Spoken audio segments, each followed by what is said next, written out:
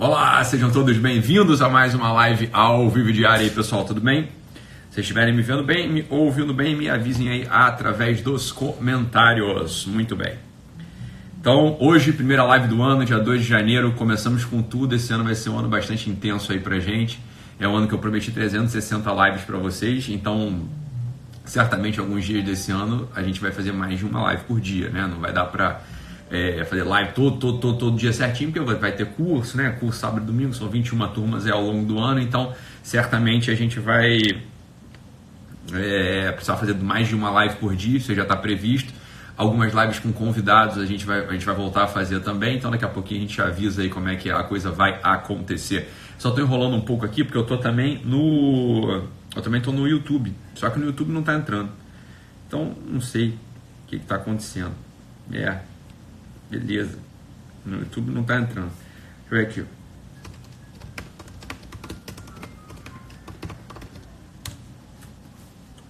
Hoje a live vai ser sobre o auto-perdão. Um assunto bastante em voga aí. Eu vi muita gente, muitos coaches, né, muitas mensagens, eu recebi um monte de mensagens sobre esse assunto do auto-perdão. Existe toda uma corrente que trabalha esse assunto aí do auto-perdão. Então eu queria falar um pouquinho sobre isso, não é absolutamente invalidar a coisa, só queria colocar a questão no lugar mais central, mais preciso dela, para a gente não troque as bolas. Deixa eu só tentar recarregar aqui no YouTube. Se não funcionar, tchau YouTube, não vai ser hoje que eu vou entrar online no YouTube também. Então, deixa eu só ver se recarrega aqui, enquanto o pessoal vai entrando aí. Então esse horário é um horário meio ingrato, né? 4 da tarde, horário meio diferente. Essa é outra coisa também que tem que saber esse ano. As lives esse ano, elas vão voltar a ser 12h52, tá bom? Então volta a ser 12h52 as lives desse ano. Eu sei que é um horário que para muita gente é ruim, né? Eu sei que é um horário que é ruim para muita gente, mas é o melhor horário para mim. Então, no final das contas, é melhor ter live do que não ter. Logo, vai ser 12h52. Eu sei que 9 da noite é melhor para muita gente, mas é ruim para mim, né? Porque é a hora que eu tenho para estar com a família, a hora que eu tenho para estar em casa, então é um horário que não é bom, tá? Então por isso que não vai ser 9 da noite. Beleza? Segurei só mais um pouquinho, só para ver se eu dou um jeitinho aqui no YouTube. Só tô recarregando aqui, pessoal. Já vamos, tá? Pera aí, só um pouquinho aqui, ó. O YouTube não tá indo. Então já era. Então tá bom. Tá bom, beleza. Então deixa pra lá. Tchau YouTube, não vai. Beleza, foi. Deixa pra lá o YouTube, não consegui. Eu acho que a conexão daqui de casa aqui não é grande coisa. Aí não foi. Então, pessoal, se vocês estiverem ouvindo um pianinho, é porque as crianças estão estudando piano aqui na sala do lado. Eu tô aqui no escritório, né? As crianças estão ali na varanda tocando piano, então talvez vocês ouçam aí umas escalazinhas sendo feitas, são eles ali estudando. Então não sei quem que é que está lá agora, se é o Ítalo, se é o Antônio, se é o Augusto, enfim. Tá bom? Então bora. Vamos lá, pessoal. Então o assunto do auto-perdão. Para começar, assim, vamos tentar acalmar os ânimos e prestar atenção com todo o nosso amor possível para a gente falar sobre esse assunto, tá? Por quê? Porque tem uma grande conversa em torno desse assunto da culpa. A culpa, ela se tornou um grande fetiche no nosso tempo, né? Como se a gente se sentir culpado fosse uma coisa assim, olha, isso aqui é odioso, não pode se sentir culpado. Como se a culpa fosse um tipo de sentimento, um tipo de movimento interior absolutamente indesejável, como se depusesse contra a gente, como se acusasse a gente de que a gente não vale nada. Não, olha só. Não vale a pena sentir culpa, porque culpa ela só está te diminuindo. A culpa ela não tem, olha aqui o ponto. É como se a culpa ela não tivesse nenhuma força em si e a culpa ela fosse simplesmente responsável pela nossa decadência. Então esse aqui é o primeiro ponto que a gente tem que lançar um pouco de luzes e olhar para isso. Olha só, vamos lá. Primeiro ponto, olha só. Imagine que eu ofendo uma pessoa, né? Imagina só que eu estou na festa de fim de ano. E aí de repente apareceu lá uma tia minha, tia Cristina apareceu lá e, sei lá, tinha coisa acumulada, de repente eu lembrei de alguma coisa que essa minha tia imaginária fez pra minha mãe, sei lá, e aí eu desandei a falar para ela um monte de besteira, falei um monte de bosta, falei para ela coisas que eu não devia ter dito, mas falei, né? Também já tinha bebido um pouquinho de champanhe, as coisas a gente fala essas coisas, né? Falamos ali para ela, pum, fala uma coisa para ela, porra, falamos, pum. O que acontece? Depois de um tempo, né, no dia seguinte, dia 1º, dia 2 de janeiro, a gente vai sentir vai sentir incomodado, falar que aquilo ali morde a gente, né? Aquilo ali vai morder a gente. Aquilo ali morde a gente. Então o que a gente vai lá e faz? A gente vai lá e liga para a tia Cristina e fala: tia Cristina, olha só, queria que a senhora soubesse que eu tenho o maior amor pela senhora, né? A senhora me ajudou muito quando eu era pequeno, eu não devia ter falado assim com você de jeito nenhum, eu estava um pouquinho já meio alto, meio bêbado, tinha essas coisas entaladas aqui na minha garganta, por isso que eu falei daquele jeito com a senhora pode me desculpar, por favor, me desculpa, né? Eu não devia ter falado assim com a senhora me perdoa, né? Me perdoa, eu te amo, né? Eu te amo, a senhora faz parte da minha família, a senhora, né, é uma pessoa que esteve sempre presente, a senhora cuida, né, do meu tio, então eu queria realmente, né, que a senhora me desculpasse se fosse possível, eu não vou fazer mais essa coisa de novo, isso é uma falta de educação, é assim que a gente faz, não é esse o processo? Esse é o processo de pedir desculpa. A gente pede desculpa para as pessoas que a gente ofende, a gente pede desculpa para as pessoas que a gente magoa. É assim que a gente faz sempre na vida. Esse é o processo de sempre. É sempre assim que a gente faz. Bem, então o que a gente vai? Aquela culpa, o que ela fez com a gente? Aquela culpa, a gente não apagou a culpa. A gente não apagou a culpa. Foi justamente porque a gente se sentiu culpado, que a gente foi e se moveu a um ato bom, a um ato excelente, a um ato digno, a um ato que de fato faz com que a gente esteja à altura da nossa biografia. Ora, em aspecto nenhum, é bom a gente desrespeitar os mais velhos, né? A gente vai desrespeitar os mais velhos? Claro que não. Bem, também a Cristina lá, uma pessoa mais velha, eu não vou desrespeitá-la. Pelo contrário, eu tenho que lidar com ela, tenho que tratar com todo o amor do mundo, né? Com toda a paciência do mundo, olhando no olhinho dela, servindo. É assim que a gente faz sempre. Bem, esse processo ninguém duvida que seja assim. Agora imagina só que a gente está diante de um ato, preste atenção, que agora a gente está diante de um ato que você fez contra você mesmo. Né? Então imagina que, né, na nossa cabeça, né, a gente fez contra a gente mesmo. Então um ato que as pessoas gostam de falar, né, que é o ato, por exemplo, né, eu recebo muitas mulheres aqui que, por exemplo, traíram maridos, ou então muitas mulheres que abortaram, ou então muitos homens que igualmente traíram suas esposas, ou alguns homens estão enrolados com questões financeiras no trabalho, né, porque estão precisando dar ali uma propinazinha para o fiscal, porque diz que sem isso o trabalho não anda, e aí por aí a coisa vai. Então, essa pessoa chega no final do ano, diante dessas coisas que as atormentam, elas começam a falar assim, não, eu tenho que me auto-perdoar. É aqui que entra o problema. Aqui que o problema começa. Preste atenção, meu amor. Nesse ponto, o auto-perdão, ele não tem lugar. A gente não consegue se auto-perdoar por um motivo muito simples. A gente está no mesmo nível. Preste atenção, olha só. A gente foi que fez a cagada. Como é que a gente pode perdoar a gente mesmo? E é aqui que as neuroses começam. As neuroses começam por quê? Porque entra um princípio chamado esquecimento. O esquecimento é o princípio fundamental da neurose.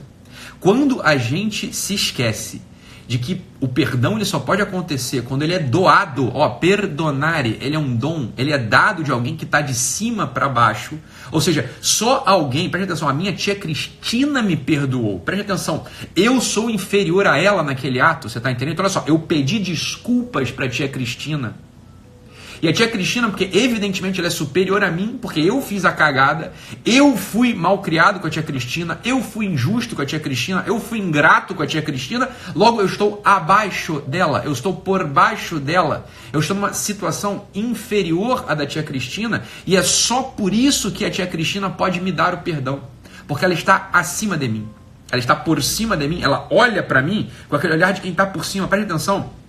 Isso é o próprio Aristóteles que fala, né? Perguntam a ele, olha, o que é pior? Ser injustiçado ou cometer uma injustiça? Sempre cometer uma injustiça é pior. Porque quando você é injustiçado, você está por cima. Preste atenção, isso aqui é uma coisa que parece bastante óbvia quando a gente fala. Mas o problema do auto-perdão, ele não tem lugar justamente por causa dessa falta de hierarquia.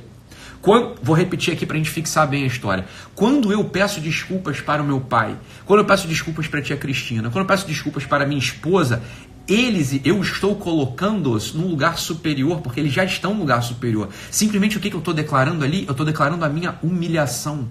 O que é pedir perdão? Pedir perdão é se humilhar. Humilhar para alguém que está por cima de você. E é por isso que é tão difícil pedir desculpa muitas vezes, é por isso que é tão difícil pedir perdão. Porque quando a gente pede perdão, a gente tem que declarar a nossa miséria, a gente tem que declarar a nossa incapacidade, a gente tem que declarar a nossa pequenez, a gente declara que falta algo na gente. Ora, o que faltou em mim ali naquele ato, por exemplo, caso ele tivesse acontecido, faltou temperança, né? Faltou humildade, faltou bondade, faltou generosidade, faltou um monte de coisa.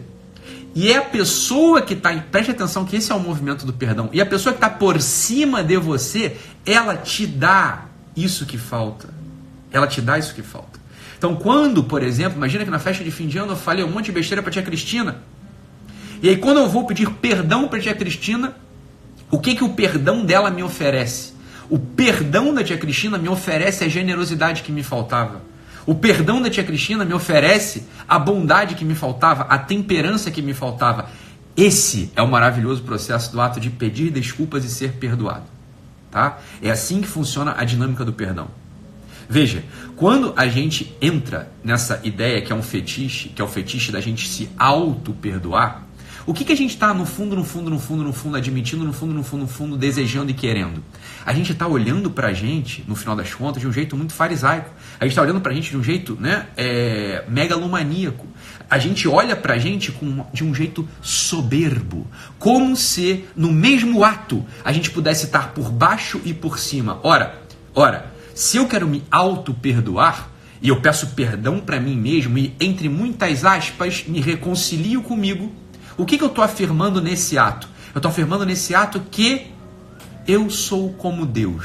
É o famoso sereis como deuses. É como se eu me colocasse naquela posição superior de um juiz que tem em si o poder de perdoar, ou mais, e aqui que está a dinâmica própria do perdão, que é a maravilha do perdão, é como se eu tivesse aqueles dons inteiros, eu tivesse um baú cheio de tesouros, e eu pudesse me dar o tesouro que me falta. Ora, se eu mesmo cometi a cagada, é porque eu não tenho aquilo.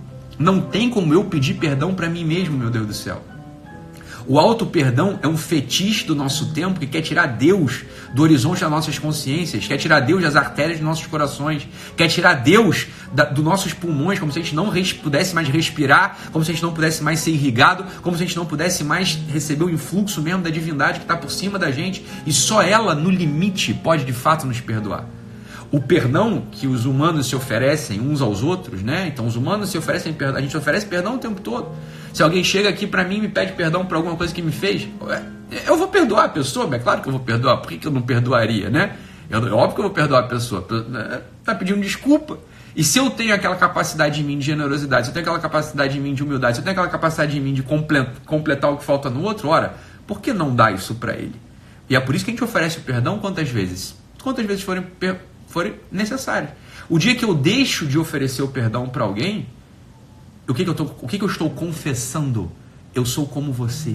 Falta em mim essa mesma coisa que falta em você. Se você me pede o perdão porque você me ofendeu, né? Lá atrás, você me chamou de filho da puta numa festa de família. Tava todo mundo ali reunido, você pegou e jogou na cara de todo mundo um pecado meu. Né? Imagina que eu tenho um pecado... Imagina que eu tenho um pecado íntimo que só aquele meu primo conhecia e no momento de raiva ele dá publicidade àquele pecado, ele dá publicidade à minha miséria. Mas no dia seguinte ele me pede desculpa porque ele foi intempestivo, ele foi intemperado, ele foi uma pessoa, né, desonesta. Se ele me pede perdão e eu não perdoo ele, eu estou fazendo uma coisa, estou dizendo assim, eu sou igualzinho a você, meu amigo. Eu sou igualzinho a você. Se eu não te perdoo, significa que eu seria capaz de fazer a mesma coisa, a mesmíssima coisa que você fez, foi só porque a gente estava em papéis diferentes. Foi só porque a gente estava em papéis diferentes. Se eu estivesse no teu lugar, eu teria feito igual, porque me falta essa mesma coisa que falta em você. Me falta um autocontrole, me falta uma generosidade, me falta amor, me falta cuidado, me falta carinho. Então é por isso que a gente precisa perdoar 70 vezes 7, como quem diz, olha, isso é um exercício.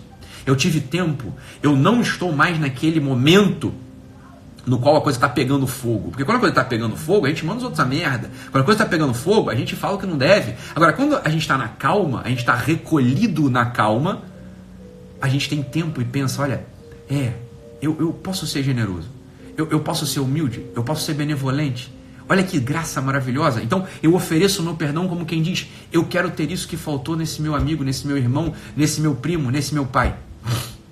Então é por isso que eu perdoo, é por isso que a gente tem que perdoar 70 vezes 7.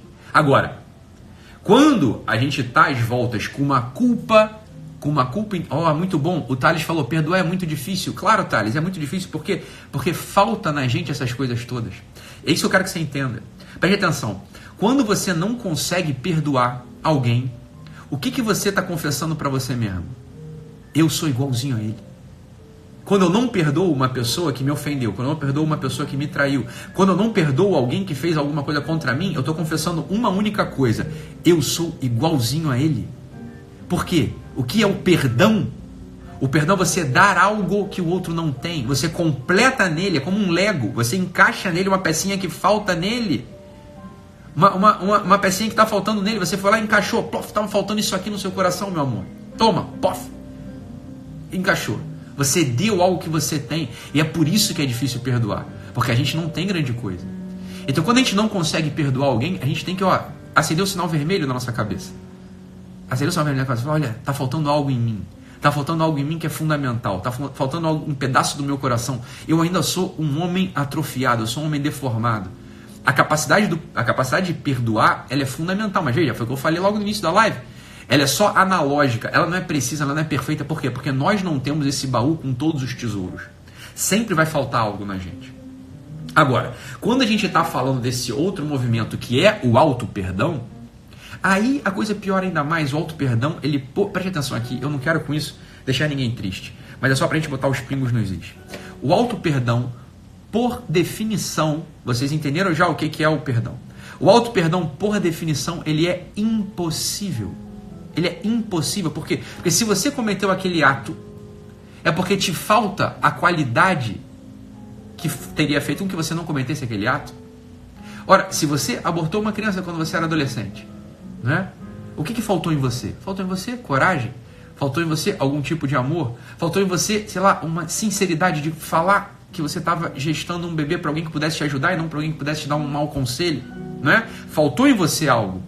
Como é que você vai se auto-perdoar? Não é possível o auto-perdão. Só alguém superior pode te dar aquilo que te falta. Você está entendendo? O auto-perdão, ele é um fetiche do homem que quer se colocar no lugar de Deus. Então é óbvio que para uma pessoa que não tem religião, para uma pessoa que não pratica religião, ela vai carregar a culpa. Não tem outro modo. Ou ela vai carregar a culpa, ou ela vai criar uma neurose, que é o esquecimento. O que é a neurose? É você esquecer uma verdade que ainda habita em você. Que ainda habita em você. Esse que é o ponto da história. Então, quando a gente está falando de auto-perdão, o auto-perdão ele é só uma figura de linguagem. Uma figura de linguagem para um exercício que não precisa ser religioso ainda, mas um exercício de confissão. Você precisa confessar o seu ato desde a culpa. Desde a culpa. Você carrega a culpa no seu peito, sem esquecê-la um único minuto. A culpa ela é maravilhosa, porque é da culpa que nasce a força para a mudança. Um sujeito que não se sente culpado de nada, esse sujeito ele vai ficar estagnado na vida. O sujeito que não sente culpa de nada é um sujeito que jamais produzirá um ato de amor, um ato de benevolência, um ato de bondade, um ato de justiça, um ato de caridade. É um sujeito que, como diz o ditado, é um zero à esquerda. A culpa é um lugar antropológico maravilhoso que não nos derruba, mas nos joga para cima. Preste atenção. A culpa ela é um peso da estrutura. As aves que voam mais alto são as aves que têm as asas mais pesadas. O peso, ele parece se contrapor à possibilidade de voar. Ora, se a gente para pensar de modo superficial, o que voaria mais fácil? O que é mais leve? O vento bate e ele voa. Mas veja, não é assim que a gente sabe, não é assim que funciona, não é? Os aviões mais poderosos, aviões com mais estrutura, são os aviões que voam mais alto. Os foguetes da NASA, eles são pesadíssimos. As águias são aves muitíssimo pesadas. Este peso é o peso da estrutura, não é o peso que te cola no chão. A culpa, ela é como uma asa de águia. É uma asa de uma águia. É uma asa de uma águia que vai te levar para cima. Toda vez que a gente quer cortar as asas da culpa, o que acontece com a gente? A gente fica colado no chão. Por quê? Porque a gente não pede o perdão. Você está entendendo? É o perdão, preste atenção. O ato de pedir perdão é o ato humano que faz com que a gente receba o tesouro que falta a gente. Quando a gente pede perdão, a gente está pedindo para aquele sujeito para o qual a gente está pedindo perdão abrir o baú com seus tesouros e colocar uma coroa na nossa cabeça, colocar um adorno no nosso pescoço, colocar um anel no nosso dedo. A gente fica mais digno. Toda vez que a culpa move a gente a pedir o perdão, a gente recebe algo que a gente não tinha.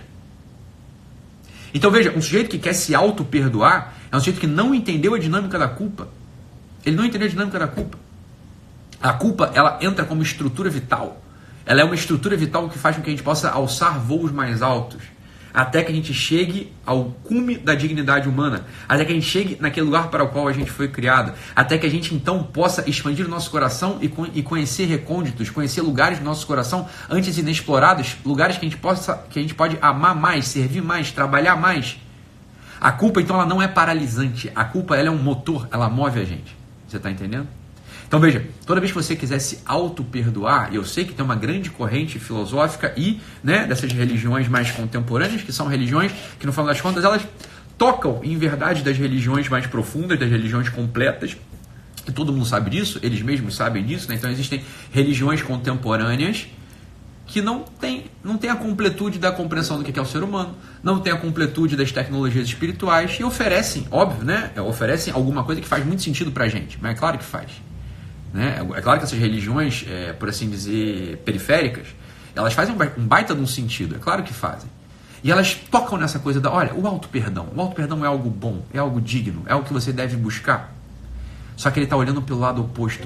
Como a noção do ser onisciente, como a noção do ser onipotente, ela está esmaecida, ela está diminuída para essas religiões, eles oferecem, portanto, essa tecnologia que não pode dar resultados. E a gente já entendeu por que não pode dar resultado. Então é óbvio que o auto-perdão, ele é só uma analogia. É uma analogia, é como se fosse aquele ensaio de quem habla solo. De quem habla solo e espera hablar a Deus um dia, nos versos do Antônio Machado. Quem habla solo espera hablar a Deus um dia.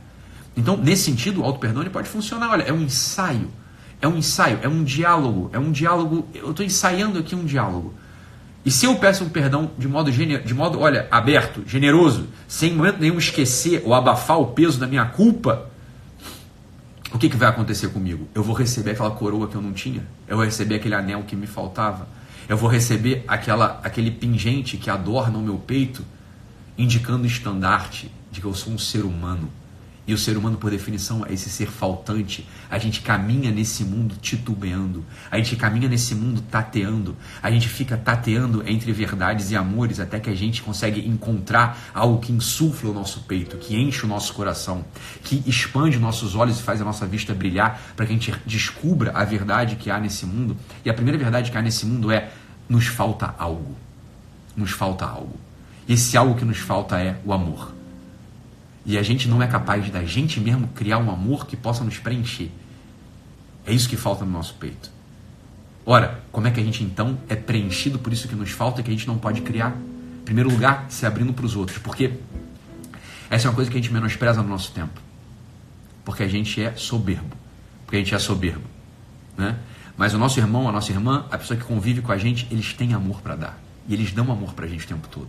É a gente que não está vendo. A gente não está vendo por quê? Porque na nossa cabeça habita aquela maldita ideia de que todo mundo deve tudo pra gente. Quando a gente entende que ninguém deve nada, um sorriso é capaz de preencher nosso coração. Um abraço é capaz de aquecer a nossa alma. Uma ajuda desinteressada dá sentido para nossa vida.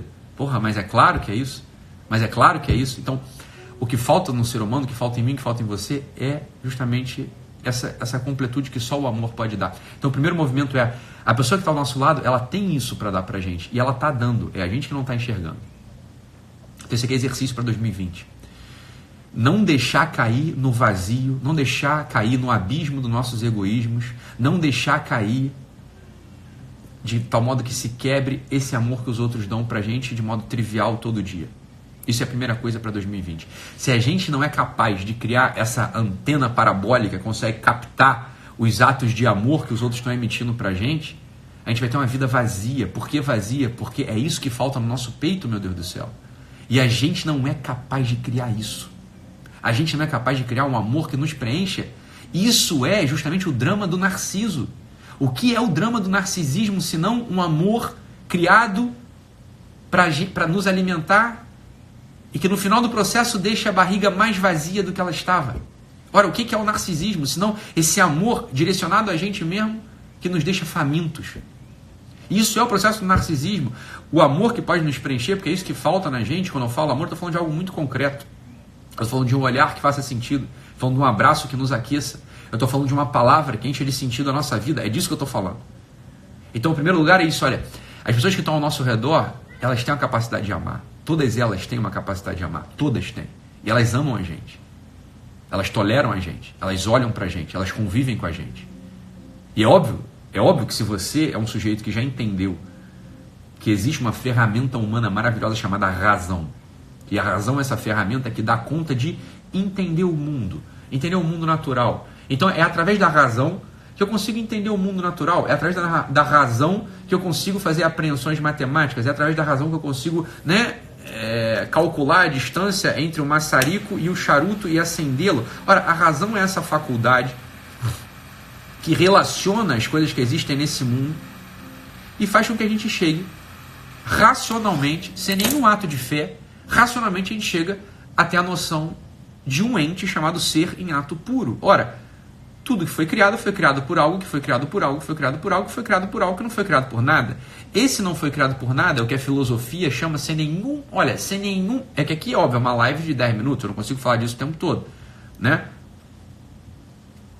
O tempo todo, eu não consigo falar disso completamente. Mas é claro que a gente consegue chegar até a noção do ser em ato puro por um ato da razão. O movimento da razão é capaz de fazer com que a gente chegue até a noção do ser em ato puro sem nenhum tipo de dificuldade. Agora, preste atenção. Eu tenho a capacidade de criar, não tenho? Eu posso criar um desenho, eu posso criar um quadro, eu posso criar um cinzeiro, eu posso criar uma argila. Eu participei da criação dos meus filhos, né? Eles entraram na vida através de um ato meu, de uma vontade minha, né? Então, claro, eu tenho esse elemento co-criador, eu tenho essa capacidade de co-criação. Agora, veja, o menos não pode criar o mais. Então, um cinzeiro não pode criar uma pessoa. Um cachorro não pode criar um ser humano também. Só algo que é um quem, só algo que é uma pessoa, pode criar pessoa. Então é óbvio que esse ser em ato puro tem uma característica de pessoa. Ele é uma pessoa também. E pessoa foi feita para a gente se relacionar. Ora, a razão é a ferramenta humana que dá conta dos relacionamentos. Razão, relação, tá? É a mesma raiz etimológica. A razão é essa ferramenta humana que dá conta de que a gente se relacione com as pessoas que estão ao nosso redor, com seres humanos, da mesma natureza. As coisas que têm a mesma natureza do que a gente consegue se relacionar com elas através da razão. Ora, o que é a fé? A fé é simplesmente um upgrade da razão. É só isso. Para com essa bobeira de começar a achar que é dogma, de achar que é proibição, de achar que essas coisas que você aprendeu através do Fantástico, da revista Veja, da revista Super Interessante, isso é uma bobeira. Isso é uma bobeira. A fé é uma faculdade muito, muito, muito parecida com a razão. A fé é uma faculdade que a gente usa se a gente quiser algum dia olhar para esse ser em ato puro e se relacionar com o quem que há nele. Há um quem nesse ser em ato puro, há uma pessoa nesse ser em ato puro, e pode ser que a gente queira se relacionar com esse ser em ato puro. É 100%, é um processo que continua 100% natural. É óbvio que tem uma subida sobrenatural, porque você precisa de ajuda, você precisa de um auxílio para desenvolver essa faculdade. Veja, enquanto a razão ela é natural no homem, a gente usa a razão com que a gente veio de fábrica, como diz, né? A gente veio com equipamento de fábrica e a gente usa a razão naturalmente. A fé, ela aparece na gente de um modo connatural, mas é necessário um esforço, um exercício específico, que é muito simples no final das contas. Veja, a tua esposa ou o teu marido, eles são pessoas que são instáveis, né? Eu sou instável, você é instável, a gente é instável. Então a verdade é que se meu filho quiser me agradar, ele pode ser que ele erre. Porque pode ser que naquele dia que ele trouxe para mim um charuto, eu não queria charuto, eu queria um cigarro. Ou ele trouxe para mim um charuto, eu não queria charuto, eu não queria fumar nada. Então ele pode ter trazido para mim um café que me agrada, mas naquele dia eu estou com dor de estômago. A gente é instável. Então, os códigos de conduta, a etiqueta que a gente tem nesse mundo para agradar uns aos outros, elas são instáveis, elas são inseguras, elas são imprecisas, não é? Então, o relacionamento nesse mundo, ele é dificultoso, por quê? Porque os quens nesse mundo, eles são instáveis. Eles são dificultosos, eles são imprecisos. Ora, o ser em ato puro, por definição, é um quem seguro e preciso. Ele não muda, ele é estável, ele está para além do tempo. Então é óbvio que o código de conduta, que a etiqueta de relacionamento com ele é muito simples, é simplíssima. É algo que tem de mais simples no mundo. É a coisa mais simples do mundo, você está entendendo? É isso que a gente costuma denominar religião. O que é a religião? A religião é algo que se acrescenta à sua razão, para que a sua razão comece a conquistar características de relacionamento com um ser em ato puro, que é esse quem que as religiões chamam de Deus. Ora, a razão não dá conta de acessar esse Deus pessoal. A razão dá conta de acessar o ser em ato puro, que é uma realidade metafísica. É a fé que é a faculdade, que ela é, ao mesmo tempo, ela é humana e teologal, como a gente chama, ou seja, ela é do homem e ao mesmo tempo é de Deus, porque Deus deu pra gente a religião. Bem, é ela que faz esse upgrade da razão. É a coisa mais simples do mundo. É a coisa mais simples do mundo. Tem nada de difícil nisso. É só uma pessoa muito implicante que não percebe que as coisas são assim. Ora, é só essa relação que é capaz de te dar os dons que te faltam. Por quê? Porque esse quem, ele é completíssimo. Ele te criou, ele é completo.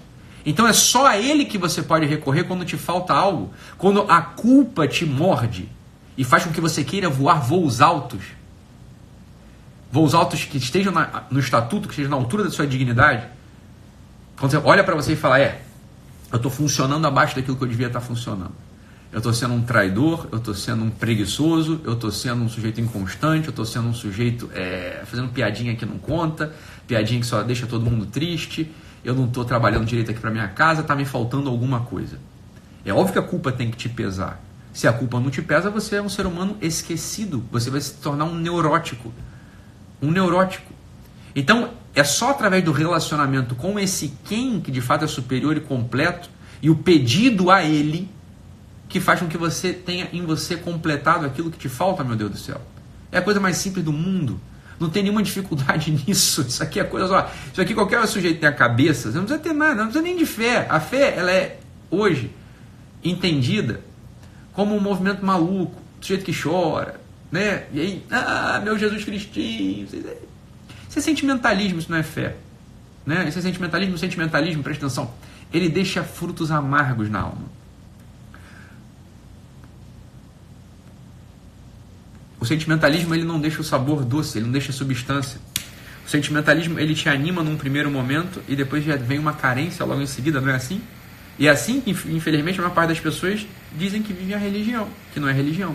A religião é um conjunto de técnicas, é uma prática. É uma prática, preste atenção. É uma prática estável. Por quê? Porque o quem ao qual se dirige essa conduta é estável. Preste atenção nisso aqui. Se eu desse um curso para você agradar a sua esposa ou agradar ao seu marido, esse seria um curso frustrado. Por quê?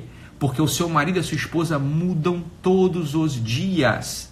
Aquilo que me agrada hoje não me agradava ontem e não me agradará amanhã. Nós somos instáveis. Nós somos bichos que não sabemos o que queremos. O nosso quem é um quem histórico. O nosso quem está se formando. Você está entendendo? É por isso que a gente não sabe o que agrada a gente. Então, um conjunto de técnicas para agradar uma pessoa que você ama, ela não existe. A única técnica possível é olhar. E é como aquele sujeito que não sabe o hino nacional, né? Mas tá lá, né? Tá lá na seleção, mão no peito, E aí o amigo do lado começa a cantar e ele fica olhando de lado assim, correndo atrás, cantando assim com um milissegundo de distância, né? De diferença para ver se ele consegue acompanhar a letra, a melodia, o ritmo. Essa é a nossa vida. A nossa vida na Terra de agradar os outros. Você não sabe muito bem o que agrada a tua mulher. Você olha assim, na hora você tenta adivinhar. Às vezes acerta, às vezes erra. Às vezes acerta, às vezes erra, né? Por quê? Porque existe uma instabilidade desse quem. Ora, o quem do ser em ato puro, que a razão alcança, isso aqui não precisa de nada. A razão alcança, não precisa de nada. Ele é estável. Então, um conjunto de técnicas, preste atenção, um conjunto de técnicas para agradar esse quem, para se relacionar com esse quem, também é maximamente estável e fácil. Isso é a religião. Olha aqui que legal, a Helenice falando, tipo chocolate, eu adoro. Mas se meu marido me trouxer um chocolate hoje, eu vou ficar muito brava, porque eu estou de dieta. Isso é a gente, Helenice. É claro, você adora chocolate. O teu marido sabe. Aí ele passou lá na Dengo, puta, a melhor loja de chocolate que existe, passou lá na Dengo, comprou um chocolate maravilhoso. E aí, você não vai te agradar, porque você é instável. Eu sou estável, eu sou instável, você é instável, a gente é assim. O ser em ato puro, não. O ser em ato puro, não. Né? E é por isso que a religião é muito fácil. Ela é fácil, você está entendendo? O conjunto de práticas da religião é a coisa mais óbvia do mundo, é a coisa mais fácil do mundo. Eu vou te dizer o que é. É jejum, esmola e oração. Acabou. É só isso. Isso é o que agrada ao Deus. É. Pronto. Você fez isso, você tem uma religião. Você está entendendo? E aos poucos, os efeitos da religião aparecem no teu peito. Assim como aos poucos o efeito do convívio com alguém bom aparece no nosso peito. Quando a gente conhece um professor bom, a gente convive com ele e a gente melhora, não é? Não é isso? A convivência é uma folhagem. O fruto é o que aparece no nosso peito e a gente distingue. Porra, eu estou melhor porque eu convivo com ele. Não é assim que fala? Pelos frutos conhecereis. Eu só conheço se o convívio é bom se aparecem bons frutos no meu peito. Não é? Frutos de inteligência, frutos de paz, frutos de aumento de generosidade. Se você se torna uma pessoa melhor, né? Se você é uma pessoa mais entregue, mais dada, né? Mais dada para os demais, uma pessoa mais calma, mais observadora, uma pessoa que ficou generosa, isso é o fruto. O convívio em si é só a folhagem. A gente não consegue distinguir, não é assim? A gente não distingue, a gente olha para uma árvore, a gente só tem certeza se a árvore é aquela árvore se a gente vê a manga. Ah, é uma mangueira. Ah, isso aqui eu não sei que folha é essa. Ah, apareceu uma uva. Bem, é uma videira. É assim que a coisa é. Né? Então é óbvio que a religião em si, ela não é nada. A religião em si é folha, é folhagem. É folha, é folhagem. Ela em si, a religião não é nada. Você não come folha, você come o fruto. É o fruto que te alimenta, não é a folha que te alimenta. Então, óbvio que uma pessoa que tem religião, de me senti muito bem, essa pessoa não tem religião, isso é um sentimentalismo. E essa pessoa, ela depõe contra a religião, ela se torna um fariseu, ela se torna uma pessoa chata, ela se torna uma pessoa assim que os outros olham e falam, isso é uma caricatura, isso é um porquinho, isso não é nada, isso não é religião. Né? Você vai na igreja e sai de lá transformado. Não é assim que funciona, porque o fruto demora para amadurecer. Você está comendo folha, você não está comendo fruto. Você tá confundindo as coisas. Isso é sentimentalismo. Então, óbvio, a prática da religião é igual. É como aquele conjunto de etiquetas, aquele conjunto de normas, aquele conjunto de coisas que você faz para conquistar a tua namorada, até ela virar tua esposa. E depois, no casamento, as coisas que você faz para que você mantenha o fruto do amor. É uma prática habitual. Agora, entre os humanos, isso é instável. Com o ser em ato puro, é sempre a mesma coisa. E é por isso que é cansativo, é chato. É cansativo, é chato. E você só vê folha. O fruto, ele só aparece depois de um tempo, 2 anos praticando aquilo, você começa a aparecer os frutos dentro do teu coração. Você começa a se tornar uma pessoa mais forte, uma pessoa mais resiliente, uma pessoa mais entregue, uma pessoa que consegue pedir perdão, uma pessoa que consegue se humilhar mais rapidamente, uma pessoa que consegue estar com os outros entregando o sabor e o aroma daquele fruto que você já guardou no seu coração, você está entendendo? Essa que é a coisa. Né? Essa que é a coisa. Então, óbvio, o jejum, a esmola e a oração, elas são os pilares de qualquer religião. Qualquer religião, elas vão te trazer isso como pilar. Qualquer uma vai ser isso. Se falta uma dessas coisas, não vai faltar algo, vai faltar o efeito. É como diz, olha, é uma cadeira que se apoia num tripé. Se tira um pé, você cai, você não senta. Né? Então, óbvio, os protestantes, por exemplo, alguns irmãos protestantes aí, eu faço a leitura orante da Bíblia, sei lá, eu leio a Bíblia sempre. Isso aí entra como se fosse oração, tá? Mas e o jejum e a esmola? Né? Se não pratica, não funciona. Né? É assim que a coisa é simples demais. Aí você fala assim, Ítalo, eu não quero, não gosto desse papo. Eu falei, então tudo bem, então não faça. É simples assim, é só uma oportunidade de se relacionar com uma pessoa estável que você está perdendo. É só isso que está acontecendo na tua vida, você está entendendo? Ora, é essa pessoa estável que tem o baú com os tesouros que vão completar em você aquilo que te falta. Elas vão te tornar a tua vida menos miserável. Mas não é a miséria humana, não é bem material que eu estou falando dos bens interiores. É justamente essa pessoa que tem o baú com todos os tesouros.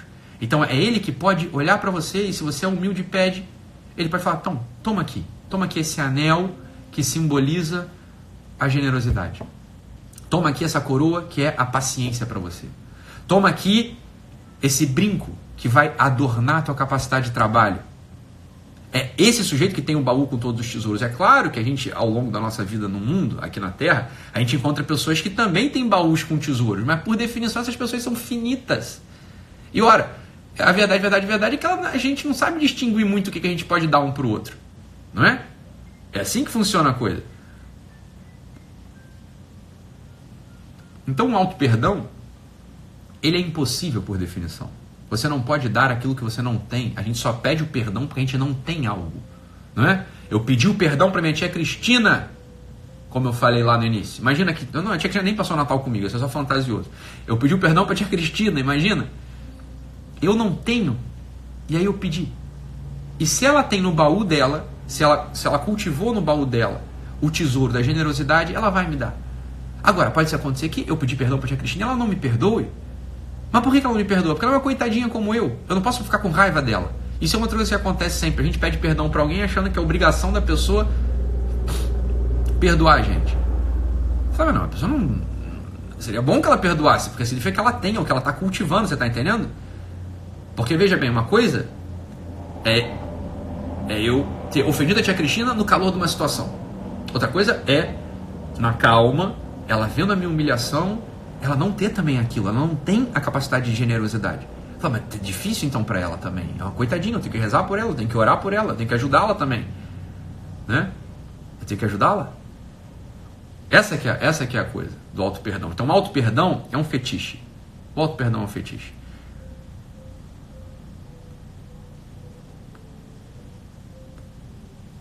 Vocês já entenderam, porque a gente não pode dar aquilo que a gente não tem. E o ato mesmo de pedir perdão é a confissão de que você não tem algo.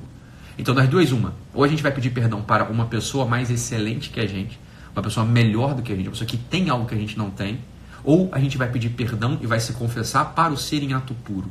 A confissão para o ser em ato puro, ela só vai ser excelente, eficaz, se a gente cultivou, de algum modo, a religião. Entende o que é a religião? A religião é só isso. A religião não é nada além disso. A religião é chato. Né? Um jardim que só tem a folha verde, ele é bonito até um certo momento. A gente precisa ver flor e fruto. Não é? Eu sei, ó, esses paisagismos aqui que o pessoal faz, isso não é bom. Isso não é bom. Tem que ter algum... Aqui, ó, tá vendo? Só tem folha aqui atrás. É o paisagismo do Burle Marx, né? Tem o sítio do Burle Marx aqui no Rio de Janeiro, o grande paisagista, fez um monte de coisa em Brasília, ele tem uma obra vasta, muito celebrado, o pessoal ama o Burle Marx. O Burle Marx, ele é claramente um sujeito revolucionário e comunista. Nos jardins do Burle Marx só tem folha. Você não conhece os frutos dali. Nunca se chega ao ápice, nunca se chega ao quê da coisa. Não se encontra flores e frutos nos jardins do Burle Marx. Como quem diz, é um jardim triste, é um jardim cínico, é um jardim de miséria, é um jardim profundamente humano na humanidade decaída. Não é um jardim que joga a gente para cima, joga a gente para o alto. É um jardim mal cultivado, é uma paródia do Éden. O jardim do Burle Marx é uma paródia do Éden. É assim, ó, não é possível conhecer o bem nesse mundo, porque a gente não consegue visualizar os frutos e as flores. Isso é o jardim do Burle Marx. Aquilo é uma tristeza sem fim. Você entra no jardim do Burle Marx, no primeiro momento, obviamente, você acha bonito, porque estão te dizendo que é bonito. E é óbvio, né? Porque planta é bonito. Mas num certo momento, tu começa a entrar uma tristeza no teu peito, você se incomoda e quer ir embora de lá. Porque aquilo ali não aponta para o que o ser humano pode ser. O ser humano é esse sujeito que precisa se relacionar com quem é maior. E humildemente pedir aquilo que não tem. Isso é o ato de pedir perdão. Você se reconhece menor. Você olha para a pessoa que é maior do que você e pede. Me dá o seu perdão. É um dom. Perdonare é um dom. Né? É um dom. Então a pessoa pega e te dá algo que te falta. E você acolhe no teu peito com gratidão e agradece. É claro que se você praticou a religião, você teve um upgrade da tua razão, você consegue então se relacionar com o Seriato puro, que é o detentor do baú que tem todos os tesouros. E essa é uma das grandes maravilhas do homem. E vamos lá, 2020 a gente vai marchar nele para que a gente conquiste essas ferramentas, esses elementos, para que de algum modo a gente se torne um pouco mais excelente do que a gente tem sido até hoje. É isso, meus amigos, fiquem com Deus, um abraço e até amanhã. Tchau, tchau.